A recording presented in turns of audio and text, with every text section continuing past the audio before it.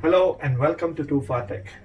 Today we are going to unbox this cabinet, CPU case, whatever you want to call it. Why do we select this case? This is the one of the cheapest or the most affordable CPU case that I found in Abu Dhabi market right now. Well, there are cheaper CPU cases, but they don't have at least the fundamental things that a typical CPU case requires, especially if it is having slight gaming and a graphics card, a decent power supply, capability to install a decent power supply, and then a good airflow, capability to install fans, maybe a side window to see what's inside, some lighting, all the bells and whistles on a cheaper scale. So that's what this cabinet is about. And this cabinet is actually from RAIDMAX, and it's called the EXO. It's written special edition. Looking at it, it's pretty light, and the overall look isn't very promising, but we are going to open it. We are going to have a look at it, and I'm going to explain details about this cabinet. And this is actually an ATX, micro ATX, mini ITX capable, and it can have internal 3-inch to 3.5-inch drives and 3 2.5-inch drive like the smaller hard drives or the SSDs, and 2 external bays. As you can see over here, it has a micro SD card slot, and it also has the USB 3.0 plug and USB 2.0 plug up in the top. So that's pretty much what I can see from this one. Once again, this is the one of the most cheapest cabinet that I could come up with. It has a side window. I think it's tinted, and these colors do change, and I think there's an option to buy without the fan, but this one is with the fan. That's why I think it's a special edition. And let's go ahead and open this up to see what's inside the box. Let me make some things clear. I'm going to open this box and there's no magic inside. It's a simple CPU case, very cheap box, very cheap thermocool. It's actually broken, as you can see, and there's nothing much to expect for a case that is worth between 100 from 100 to 150 depending on where you look at. You can see they have designed clues from Alienware PC, and the good thing about this is the way it looks, it's kind of still cool. And that's the air intake right there, and also there's air intake smartly designed in here, but that's not actually enough to have a proper airflow. If you have a high flow fan, you can have hard drives in there bottom placed, and those are plastic bases. The design on the top is pretty simple.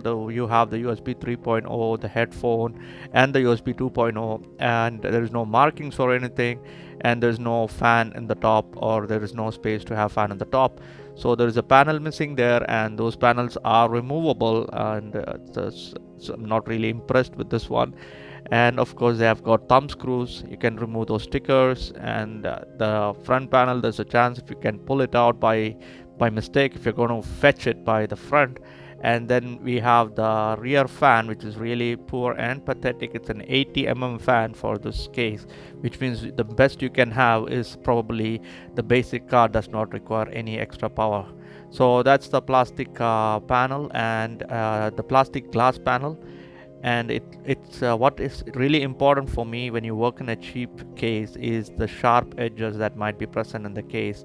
In this case, this CPU case doesn't have any sharp edges, and it is safe to work on, and it looks like it's really safe, and it's not spacious. And these are the front connection cables, USB 3.0, 2.0, and the fan connector. And that panel has been removed, and those are the basic screws, just barely enough to keep this installation up and running.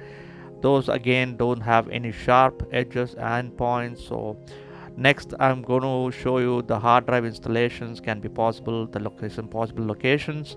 Really bad airflow, I'm going to remove the front panel to show you the cheap front fan that has been provided with the LED, which is really useless, to be honest. And don't lug those cables if you can, and those can be removed for servicing. I'm talking about the air vents.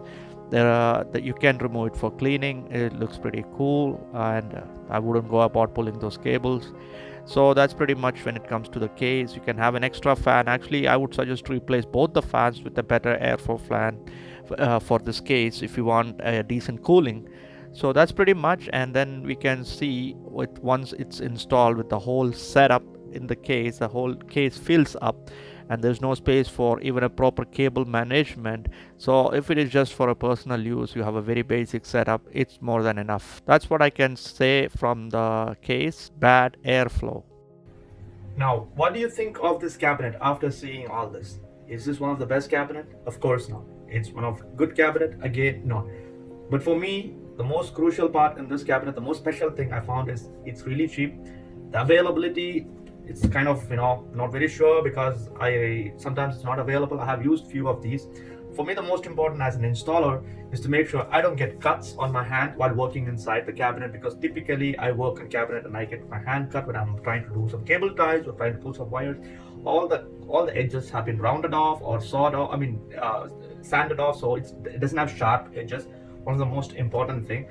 For the amount of money you pay, it's a really value for money. I haven't found cheaper cabinets. I don't understand why we have to pay 700 to 1000 dirhams for a cabinet when you want to buy the cheapest, or you want to buy a cost-effective PC that can do gaming, and this is the best choice to start with. So hope you all enjoyed. Subscribe and look out for more videos and find our build videos.